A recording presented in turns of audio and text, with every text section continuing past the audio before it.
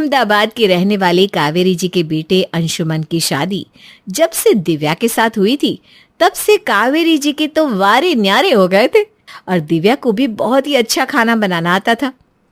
कावेरी जी खाने पीने की बहुत शौकीन थी और दिव्या के अपने घर में आ जाने से उनका ये शौक अब और भी ज्यादा बढ़ गया था। दिव्या रोज उन्हें अच्छी अच्छी चीजें बनाकर खिलाया करती थी। एक दिन जब अंशुमन ऑफिस से लौट कर आया तो उसके साथ उसका एक दोस्त नवीन भी आया था। नमस्ते भाभी, कैसी हैं आप? मैं बिल्कुल ठीक हूँ, आप कैसे हैं? भाई, जब से आपकी शादी अंशुमन के साथ हुई है ना, तब से तो मैं कुछ ज्यादा ही ठीक हूँ। जी मैं कुछ समझी नहीं, आप क्या कहना चाहते हैं? अरे दिव्या, मैं बताता तो हूँ तुम्हें। दरअसल तुम खाना बहुत अच्छा बनाती हो ना, और टिफिन में रोज रोज नई नई चीजें बना कर रखती हो। नवीन मेरा बहुत अच्छा दोस्त है, तो हम रोज टिफिन शेयर करते हैं। वो तुम्हारे हाथ का खाना खाकर तुम्हारा फैन हो गया है। हाँ नवीन बेटा, ये तो कहना पड़ेगा। मेरी बहू खाना इतना अच्छा बनाती है कि उसके आगे किसी 5 स्टार और 7 स्टार होटल का खाना भी फेल है। लेकिन दिव्या भाभी, मुझे आपसे एक शिकायत है। कैसी शिकायत? क्या आपको मेरी बनाई हुई कोई चीज अच्छी नहीं लगी? अरे नहीं भाभी, लेकिन रोज रोज ऐसे टिफिन में आपके हाथ का खाना खाकर उतना मज़ा नहीं आता। मेरे कहने का मतलब है कि जब टिफिन में आपके हाथ का खाना इतना स्वादिष्ट लगता है तो आप कभी खाने पर तो बुलाइए। वैसे नवीन की बात बिल्कुल सही है बहू। जब गरम गरम खाना मेरी बहू बनाती है ना तो मज़ा ही आ जाता है। अरे तो दिव्या भाभी, कभी हमें भी खाने पर बुलाओ ना। अरे इसमें दिव्या से पूछने की क्या जरूरत है? तुम खाली ही अपनी फैमिली को खाने पर लेकर आ जाओ। और इस तरह से नवीन अपनी पूरी फैमिली के साथ दिव्या के घर खाना खाकर जाता है। लेकिन अगले ही दिन कावेरी की पड़ोसन सुमन उनके घर आती है। अरे कावेरी, कल जो खीर और पनीर की सब्जी तुम मेरे घर देकर गई थी ना, पता है उसे खाकर क्या हुआ? बताओ तुम्हें। क्या हुआ आंटी जी, किसी की तबीयत खराब हो गई क्या? ना ना, किसी की तबीयत खराब नहीं हुई, बल्कि 1 महीने से ऐसा लग रहा था जैसे मैं बीमार हूँ। लेकिन वो खीर और पनीर खाकर तो देखो, आज अपने पैरों पर चलकर तुम्हारे घर तक आ गई हूँ। अरे हाँ, मेरी बहू के हाथ में जादू है, जादू। ऐसा स्वाद खाना तो मैंने भी आज तक अपनी जिंदगी में नहीं खाया। क्या बात कर रही हो? वो खाना दिव्या ने बनाया था? और नहीं तो क्या। अरे दिव्या बेटा, भगवान तुम्हारा भला करे। सिर्फ खीर और पनीर खाकर मेरा ये हाल है। अगर पूरा खाना खाऊंगी तो दौड़ने लगूंगी। बात तो आपकी बिल्कुल ठीक है आंटी जी। अरे तो फिर दिव्या बहू, कभी मुझे खाने पर बुलाओ। अरे इसमें दिव्या से पूछने वाली क्या बात है? आप कल ही हमारे यहाँ खाने पर आ जाइए और अपने पूरे परिवार के साथ आइएगा। मेरी बहू बहुत अच्छा खाना बनाती है। कावेरी की बात सुनकर दिव्या घबरा जाती है। अभी एक दिन पहले ही तो नवीन और उसका पूरा परिवार उनके घर खाना खाकर गया था, और अगले दिन सुमन। लेकिन फिर भी दिव्या मुस्कुराते हुए सब लोगों के लिए खाना बना देती है। अगली सुबह कावेरी के घर के लैंडलाइन फोन की घंटी बज उठी। कावेरी ने जैसे ही फोन उठाया तो सामने से अंशुमन के चाचा जी की आवाज सुनाई दी। अरे कावेरी भाभी, कैसी हैं आप? अरे भाई, बेटे की शादी के बाद तो आपसे मिलना ही नहीं हुआ। अरे भाई साहब, जब आपकी मर्जी, आ जाइए घर पर। आ तो जाऊंगा, लेकिन ये बताइए कि हमारी खातिरदारी में आप क्या करेंगी? अरे करना क्या है, अब तो मेरे घर बहू आ गई है। बहू के हाथ से बढ़िया पकवान बनाकर खिलाऊंगी आपको। अरे आजकल की बहुओं को कहाँ खाना बनाना आता है। भाभी जी, आप कैसी बातें करती हैं? और आता भी होगा तो कौन सा वो सबके लिए खाना बनाएगी? नहीं नहीं, ऐसी बात नहीं है।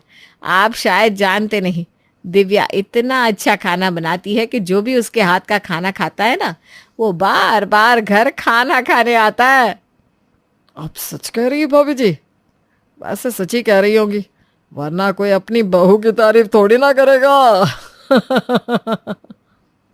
अब आपको मेरी बात माननी है तो मानिए, लेकिन एक बात कह देती हूँ, अगर ना करेंगे तो पछताएंगे। तो ठीक है, फिर कभी हमें भी खाने पर बुलाओ, पूछो अपनी बहू से। अरे इसमें दिव्या से पूछने वाली क्या बात है? मैं कह रही हूँ ना, आप कल ही हमारे यहाँ खाने पर आ जाइए और अपनी पूरी फैमिली को लेकर आना। बहुत बढ़िया जी, बहुत बढ़िया। ऐसा निमंत्रण मिल जाए तो फिर बात ही क्या है। कल ही आता हूँ मैं अपने चारों बच्चों और चाची को लेकर। अब फोन रखता हूँ। दिव्या बहुत देर से अपनी सास कावेरी को फोन पर बातें करते हुए सुन रही थी और वो समझ चुकी थी कि अगले दिन फिर से उसे बहुत सारे लोगों का खाना बनाना है। लेकिन पिछले कई दिनों से खाना बना बना कर दिव्या थक गई थी। रात को वो जैसे ही अपने कमरे में गई, उसने अंशुमन से बात की। अंशुमन, मुझे ना आपसे एक ज़रूरी बात करनी थी। हाँ हाँ दिव्या, बोलो ना, क्या बात है? अंशुमन, पिछले 4-5 दिनों से लगातार कोई ना कोई घर पे खाना खाने आता है, और वो भी अपनी पूरी फैमिली के साथ। देखो, मैं ना बहुत थक गई हूँ। अरे दिव्या, तुम खाना ही इतना अच्छा बनाती हो तो इसमें कोई क्या करे? और तुम्हें तो खुश होना चाहिए ना कि लोग तुम्हारे हुनर की तारीफ कर रहे हैं। खाली तारीफ से क्या होता है अंशुमन? तारीफ के चक्कर में कितना थक जाती हूँ, जानती भी हो। अरे दिव्या, कैसी बात करती हो? मेरा दोस्त, चाचा जी या हमारे पड़ोस वाली आंटी, ये कोई पराये लोग थोड़ी ना है, अपने ही लोग हैं। अब इनके लिए भी खाना नहीं बना सकती क्या तुम? नहीं अंशुमन, ऐसी बात नहीं है। बस, अगर ऐसी बात नहीं है तो कल चाचा जी के लिए बहुत सारी चीजें बनाना, वो खाने पीने के बड़े शौकीन हैं। अगले दिन दिव्या चाचा जी के लिए भी खूब सारा खाना बना देती है। चाचा जी का पूरा परिवार दिव्या के घर खाना खाकर चला जाता है। अगले दिन सुबह के वक्त, अरे दिव्या बेटा, आज हमें मंदिर जाना है पूजा करने, चलो निकलते हैं। चलो अच्छा है, इस बहाने कम से कम कोई खाने पर तो नहीं आएगा। दिव्या और कावेरी दोनों मंदिर पहुंचते हैं। आइए आइए कावेरी जी, बहुत दिनों के बाद आइए। ये आपकी बहू है क्या? हाँ हाँ पंडित जी, ये मेरी बहू है दिव्या, आप इसे अपना आशीर्वाद दीजिए। आप पूजा के लिए प्रसाद तो लेकर आइए ना। हाँ हाँ पंडित जी, बिल्कुल, मेरी बहू ने बहुत स्वादिष्ट प्रसाद बनाया है, मैं लेकर आई हूँ, देखिए। बिल्कुल पंडित जी, आपने कहा था बहू के हाथ का प्रसाद बनना चाहिए। ये लीजिए, ये प्रसाद मेरी बहू ने बनाया है। ठीक है, मैं पहले भगवान को प्रसाद चढ़ा देता हूँ, उसके बाद ही मैं प्रसाद ग्रहण करूँगा। जी पंडित जी, मैंने कोशिश की है कि भगवान का प्रसाद अच्छा बन जाए। पंडित जी भगवान को प्रसाद चढ़ा देते हैं और उसके बाद खुद भी खाते हैं। पंडित जी, आपको भोजन का स्वाद ठीक तो लगा ना? इतना स्वादिष्ट प्रसाद मैंने अपने जीवन में नहीं खाया। ऐसा लग रहा है कि ये सिर्फ प्रसाद क्यों है। अगर मुझे ऐसा खाना मिलता तो मैं पेट भर कर खाता, और मैं तो कहता हूँ अगले 10 दिन का खाना मैं एक ही बार में खा लेता।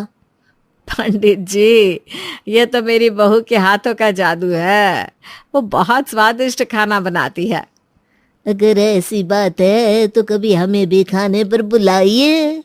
अरे इसमें पूछने वाली क्या बात है, मैं तो कहती हूँ आप मंदिर के 5 पंडित हमारे यहाँ आज शाम को ही खाने पर आ जाइए।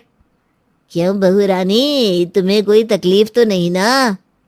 अरे दिव्या से क्या पूछते हैं पंडित जी, मैं कह रही हूँ ना, आप 5 पंडित हमारे यहाँ शाम के भोजन पर आ जाइए।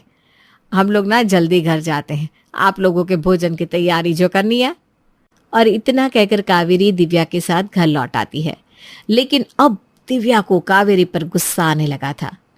बात पंडितों के भोजन की थी तो दिव्या ने अपने गुस्से पर काबू किया हुआ था। शाम के वक्त 5 पंडित दिव्या के घर खाना खाकर चले जाते हैं। उसके बाद लगभग हर दिन कावेरी किसी न किसी को अपने घर खाने पर बुला लेती और दिव्या का पूरा दिन रसोई में काम करते हुए निकल जाता। हालात तो ये थे कि दिव्या सुबह रसोई में जाती और देर रात बाहर निकलती। कभी पड़ोस वाला तो कभी कोई रिश्तेदार रोज रोज उसके घर खाना खाने आते थे।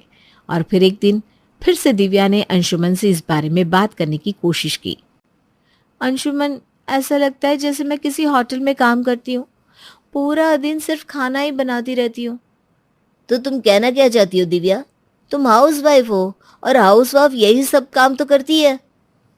हाउस वाइफ होना अलग चीज है अंशुमन, लेकिन अगर घर में रोज 8-10 मेहमान आएंगे तो मैं कैसे खाना बना पाऊंगी? अरे खाना बनाना तुम्हारा शौक है, तुम्हारे मायके वालों का बिजनेस है, तुम्हें तो इससे प्रॉब्लम नहीं होनी चाहिए।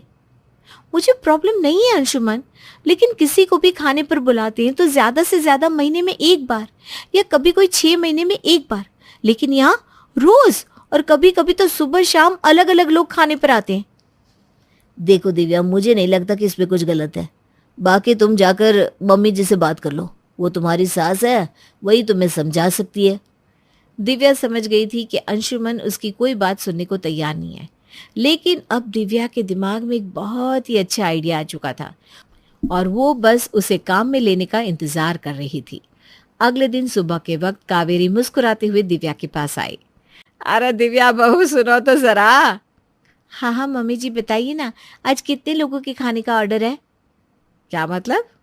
अच्छा अच्छा, तुम पहले ही समझ गई कि मैं किस काम से आई हूँ। बिल्कुल मम्मी जी, इसमें समझने वाली क्या बात है।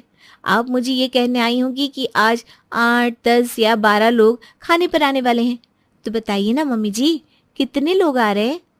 बहू, आज ना मेरे मायके से मेरी भाभी के दूर के रिश्तेदार हैं, वो अपने 4 बच्चों के साथ आ रहे हैं, तो कुल मिलाकर 6 लोग हैं और 3 हम, तो 9 लोगों का खाना बना देना। ठीक है मम्मी जी, 9 में से 3 लोग तो घर के हैं, बाकी रहे 6 लोग, एक जन का 500 का हिसाब समझिए ना, तो हो गए 3000। आप मुझे 3000 दे दीजिए, मैं उनके लिए खाना बना दूंगी। अरे अरे, ये कैसी बात कर रही हो तुम? देखिए मम्मी जी, अब अगर आपको अपने किसी दोस्त या रिश्तेदार या मोहल्ले वाले के लिए ये खाना बनवाना है ना, तो एक मेंबर का 500 रुपये लगेगा, उससे कम में मैं नहीं खाना बनाने वाली। अरे बहू, ऐसी बात मत कर, मैं अपने रिश्तेदार को वादा कर चुकी हूँ। वही तो मैं कर रही हूँ मम्मी जी, आप दे दीजिए ना पैसे, मैं कौन सा आपके रिश्तेदार से पैसे मांग रही हूँ। इस बहाने आपकी इज्जत भी बच जाएगी और बात भी रह जाएगी। अच्छा अच्छा ठीक है, ये ले 3000, अब ढंग से खाना बनाना।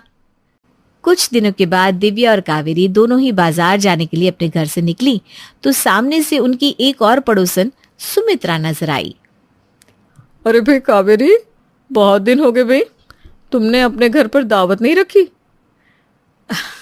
अब ऐसा कुछ होगा दावत रखने जैसा तो दावत पे रख देंगे सुमित्रा बहन। बताइए कैसी हैं आप?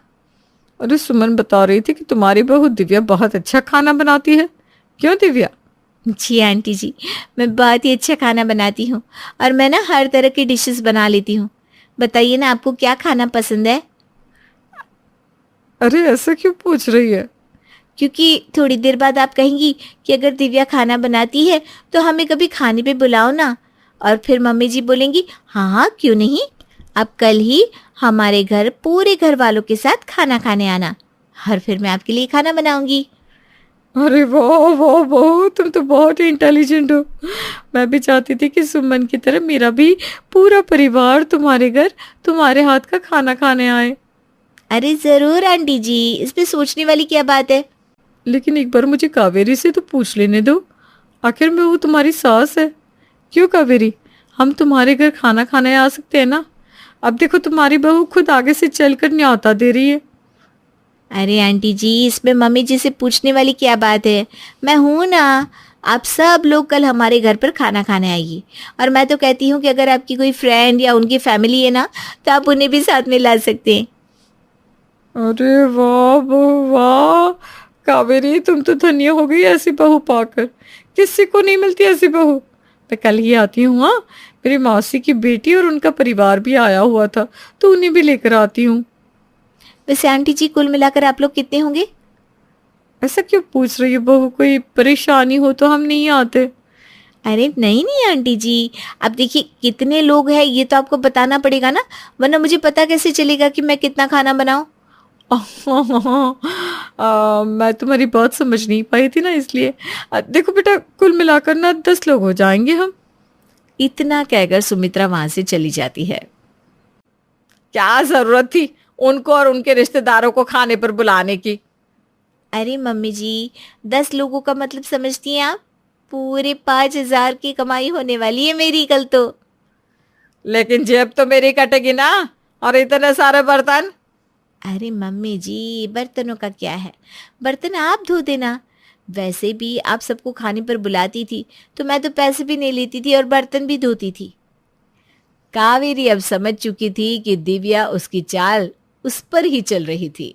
और इस वजह से कावेरी को धीरे धीरे ये भी बात समझ में आ गई कि वाकई में उसने इतने सारे लोगों को हर रोज खाने पर बुलाकर अपनी बहू को बेवजह परेशान किया था। रोज रोज जब कावेरी को लोगों के खाने के पैसे दिव्या को देने पड़े तो उसे इस बात का एहसास हुआ और उसने लोगों को ये कहना बंद कर दिया कि हमारे घर खाना खाने आइए, और दिव्या की प्रॉब्लम सॉल्व। आज गिरिराज और दुर्गा के घर में बहुत चहल पहल है। घर को अच्छी तरह से सजाया गया है। किचन में से अच्छे अच्छे खाने की खुशबू आ रही है। ऐसा इसलिए क्योंकि उनकी बेटी आभा और दामाद जी अहान शादी के बाद पहली बार घर पर आ रहे हैं।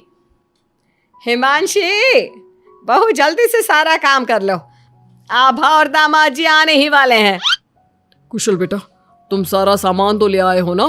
और काजू कतली लाए हो या भूल गए? दामाद जी को बहुत पसंद है। हिमांशी और कुशल एक दूसरे से बहुत प्यार करते हैं और अपने माता पिता की सारी बातें मानते हैं। लेकिन जब से कुशल की बहन आभा की शादी हुई है, मानो उसके माता पिता के लिए उनका दामाद ही सब कुछ है। आभा और अहान घर पर आते हैं। सब उनका स्वागत करते हैं। आभा और हिमांशी किचन में खड़ी होकर बातें करती हैं।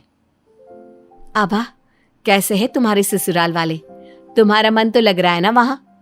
और अहान जी तुम्हारा ख्याल रखते हैं या नहीं? पता नहीं भाभी, कभी तो लगता है कि ठीक है, कभी तो लगता है कहाँ फंस गई। जैसे भैया आपकी मदद करते हैं, आपका ख्याल रखते हैं, अहान ऐसे बिल्कुल भी नहीं है। अरे इतना मत सोचो तुम। शुरू में थोड़ी दिक्कत आती है, लेकिन बाद में सब ठीक हो जाएगा। चलो बाहर चलते हैं। हिमांशी और आभा चाय नाश्ता लेकर बाहर आई। सब लोग आपस में बात करने लगे, लेकिन अहान बहुत घमंडी तरीके से बोलता है।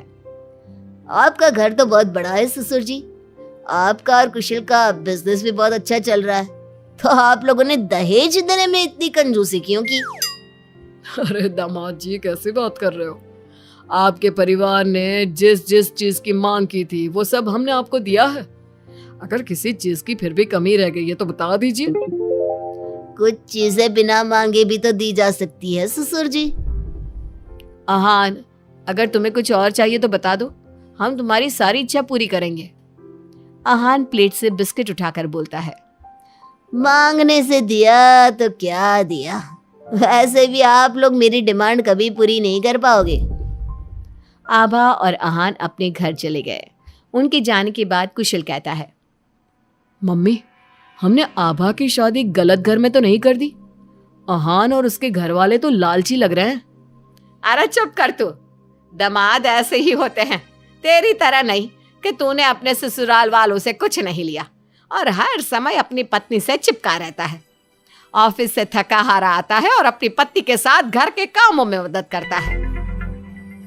मम्मी, दहेज लेना तो गलत बात है ना, और हमारे पास किस चीज की कमी है? मैं अगर हिमांशी का घर के काम में हाथ बटाता हूँ तो वो भी मेरा ऑफिस का बहुत सारा काम करती है। इसमें बुरा क्या है? पति पत्नी को एक दूसरे की मदद करनी चाहिए। बेटा, किसी चीज की कमी तो अहान के घर पर भी नहीं है, लेकिन फिर भी हमने उसे दहेज दिया ना केवल दहेज दिया बल्कि उनकी जो भी डिमांड थी वो सारी पूरी की। और उसने क्या किया? आपके और मम्मी के सामने ताने सुनाकर चला गया। आप दोनों को इससे दुख होगा। अहान ने इसका बिल्कुल ख्याल नहीं किया। बेचारी आभा का तो चेहरा देखने लायक था। कितनी शर्मिंदा हो रही थी वो अपने पति की बातों से। इस तरह कुशल ने अपने माता पिता को समझाने की खूब कोशिश की, लेकिन उसके माता पिता अहान को ही सपोर्ट करते रहे। और करते भी क्यों ना, हमारे समाज ने दामाद का रुतबा बहुत ऊंचे स्थान पर रखा है, चाहे फिर उनकी सोच कितनी भी नीची क्यों ना हो। इसी तरह से कई दिन बीत गए और एक दिन आभा अपने घर पर रोती हुई आई। अरे आभा, तुम रो क्यों रही हो? और ये तुम्हारे चेहरे पर निशान कैसे? आभा लगातार रोए जा रही थी।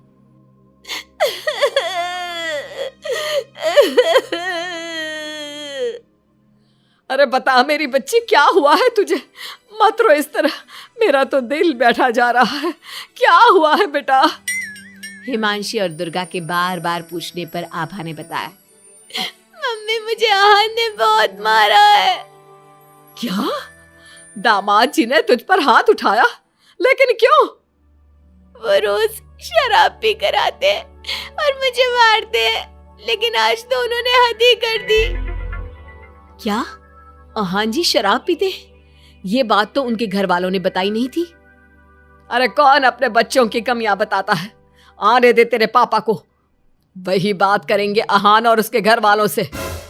शाम को जब गिरिराज और कुशल घर पर आए तो उन्हें आभा का चेहरा देखकर बहुत गुस्सा आया, लेकिन वो करते भी क्या, आखिर अहान घर का दामाद है।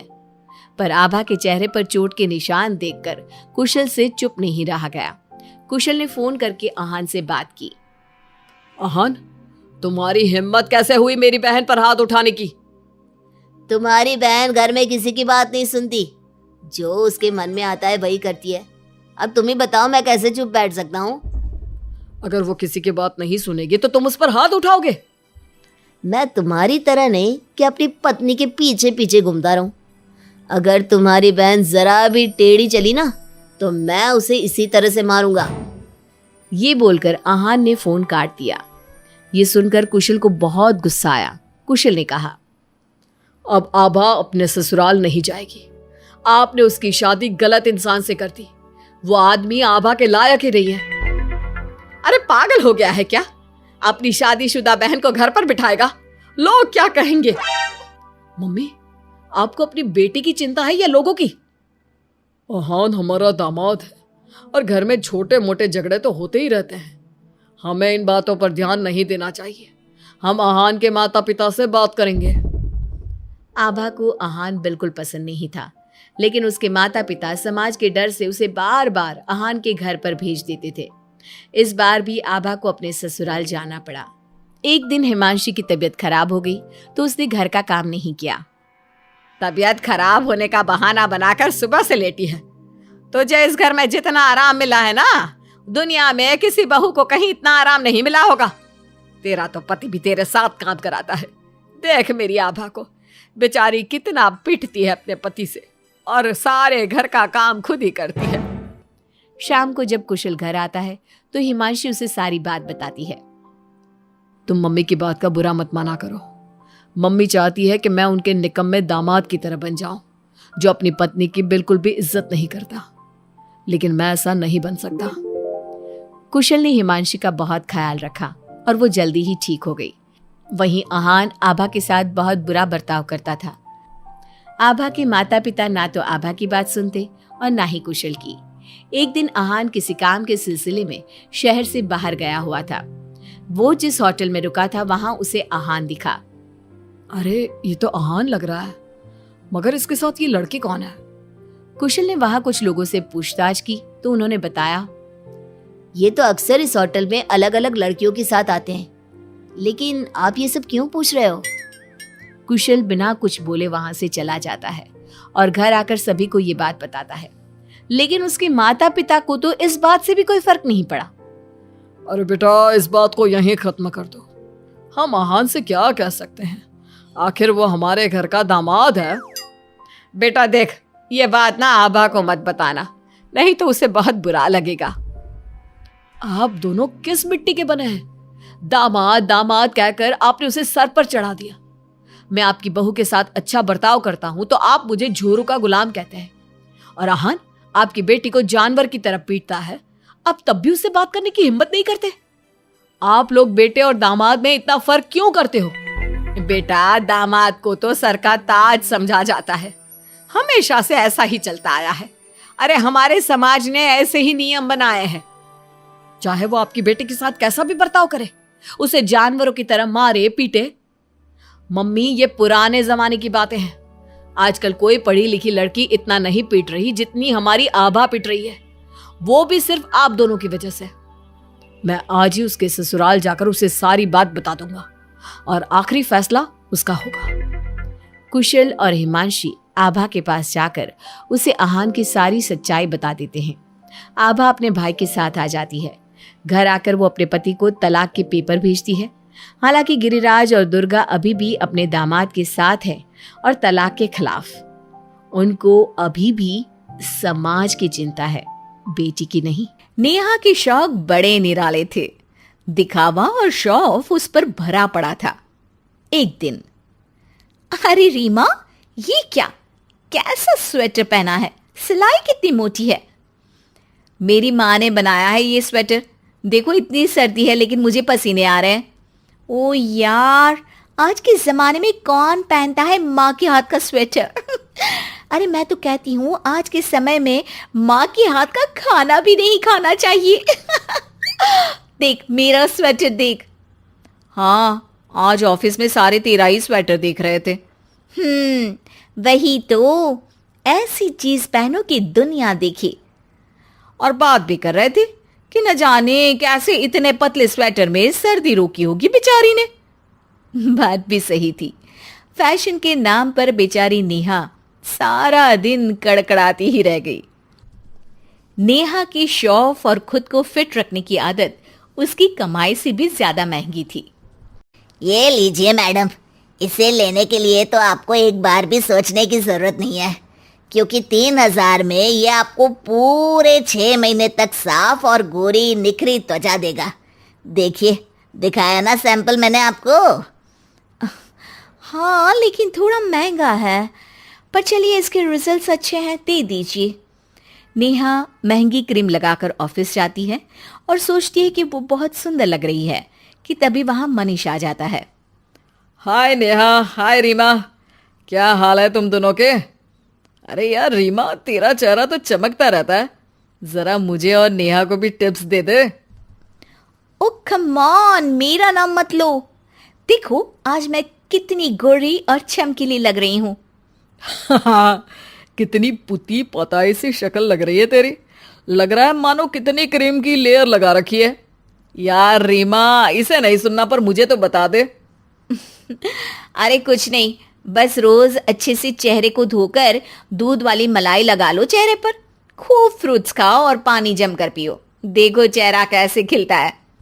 हाँ, फ्रूट्स के रेट्स देख रही हो ना कैसे आसमान छू रहे हैं। वैसे जो तूने क्रीम लगाई है ना, उसके लिए भी तो कुछ पैसे खर्चे ही होंगे। कोई फायदा नहीं हुआ उससे। अरे उसी रेट में फ्रूट्स तो आ ही जाते। ये बोलकर मनीष वहां से निकल जाता है, लेकिन नेहा का मुंह लटक जाता है। अरे नेहा, तू भी ना उसकी बात का बुरा मान रही है। आखिर बॉयज क्या जाने गर्ल्स का फैशन। अरे नॉट एट ऑल, उस बेवकूफ की बात का बुरा मैं क्यों मानूं? मैं जानती हूं कि हाई क्लास को समझना उसकी बस की बात नहीं है। ये बोलकर नेहा वहां से चली जाती है। अब सैलरी आते ही नेहा महंगे पर्स, महंगी चप्पलें और महंगे कपड़ों पर पैसे लुटा देती है और महीने के आखिर तक लोगों से उधार लेने की नौबत आ जाती है। यार रीमा, कुछ पैसे उधार देना, घर का सारा सामान खत्म हो गया है। हाँ हाँ ले ले नेहा, पर वक्त से वापस कर देना, क्योंकि ये मैं तुझे सेविंग्स दे रही हूँ और तू जानती है ना इसका इंटरेस्ट कितना आता है। सेविंग का इंटरेस्ट? नहीं यार, मैं नहीं जानती, कितना आता है? ओह अच्छा, छोड़ ना, चल ये पैसे रख। नेहा का समय ठीक से गुजर जाता है, लेकिन अगले महीने सैलरी आने पर, नेहा यार वो पैसे जो मैंने दिए थे वो लौटा देना, मुझे भी कोई काम है। अरे यार, इस बार ना मैंने गुच्ची की घड़ी ले ली है, अगले महीने पक्का। अगले महीने फिर नेहा से रीमा पैसे मांगती और फिर वो कोई खर्चा गिना देती। एक बार रीमा मनीष से कहती है, यार बोलना तो नहीं चाहिए, लेकिन नेहा ने 3 महीने पहले पैसे लिए थे कि 1 महीने में वापस कर देगी, लेकिन अभी तक नहीं दिए। रुक, मैं कुछ करता हूं। अरे देख कहीं उसके घर तक बात न जाए, वरना सास और पति के सामने इज्जत का फालूदा हो जाएगा।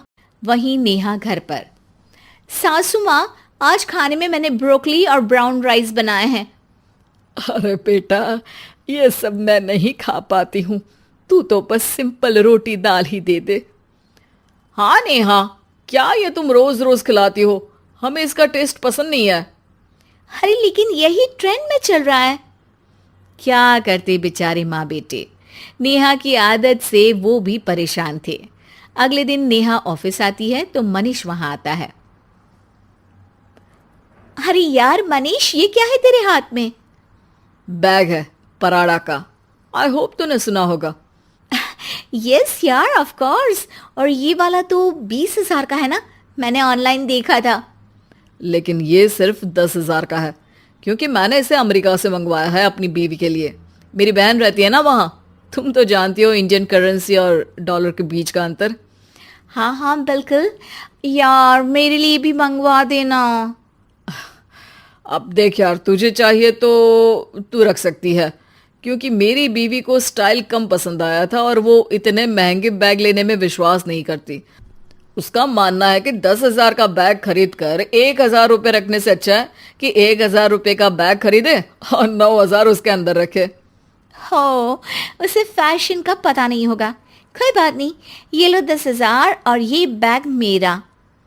मनीष नेहा को बैग दे देता है और सीधा रीमा के पास जाता है।